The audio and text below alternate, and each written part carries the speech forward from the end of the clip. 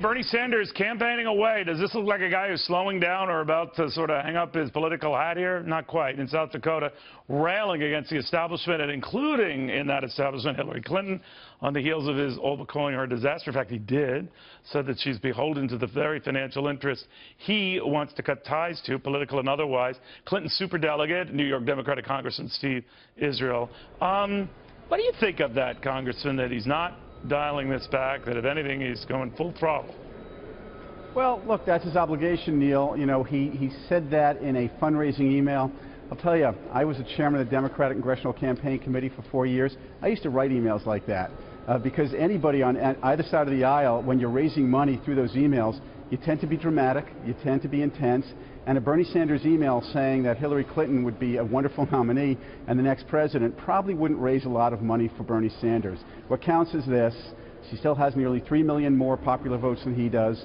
She has nearly 300 delegates more than he does. She's going to win this nomination. I believe she's going to lock this up fairly soon, and then we will consolidate our vote. All right, you hope. I mean, because when they poll his enthusiastic supporters, they're not so enthusiastic about Hillary Clinton. To your point, that could change.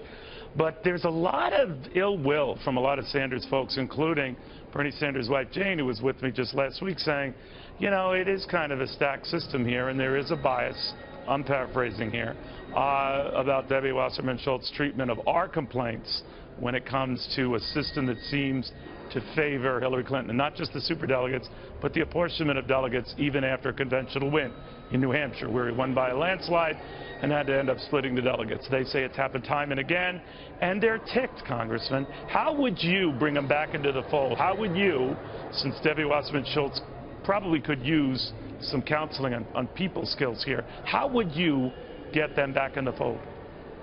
Well, I think we're going to have to remind them when the primary is over that this is a high-stakes election. Guys like me always say, you know, this is the most important election ever. This time it is. And for those people who You'll be saying that 4 years from now. Who are you kidding? Well, that's true. That's what we do. But this is going to be a close one, and every vote's going to count. That's the case we're going to make. All right. So when they say that they've been treated poorly or they've been treated with great bias, I agree with you. I cannot see them running to Donald Trump, although many have indicated they would.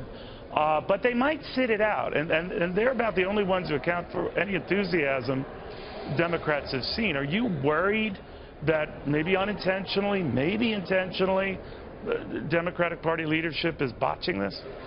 Neil, I have to tell you, honestly, we have work to do. We're going to have to make sure that we heal, that we unify, and the other side does as well. You have Jeb Bush saying he won't vote for Donald Trump. I think both parties going into a general election. Yeah, but more of them, I got to say, Congress, are seemingly folding like cheap suits now. And that might change with some of the names you mentioned, but I'm amazed at the speed at which they seem to be coming around to Donald Trump. That, too, could change. But I agree with you. Do you worry that I think in the end, as you and I chat, it's all about passion in November. Whose supporters are more passionate? Are you worried that yours might not be? No, I think that on both sides of the aisle, this primary process, whether you like it or not, has intensified voter turnout. And so I don't think voter turnout is going to be a real issue for either party in November. I think we're going to see very high voter turnout. The issue is persuasion, and both parties are going to have to persuade not just their base, but the broader electorate. In the case of the Republicans, women and Latino voters, which is why the RNC did this post-mortem several years ago where they said we can't win a general election until we start appealing to a broader audience. That's what they're going to have to do. Hillary Clinton will do the same thing, appeal to a broader audience. And I promise you one thing, by the time we're in a general election environment, hardly anybody's going to be remembering specific rules and regulations and grievances that occurred during this primary climate. All right, we'll see. I'll bet you a burger on that, but I'll forget if I lose.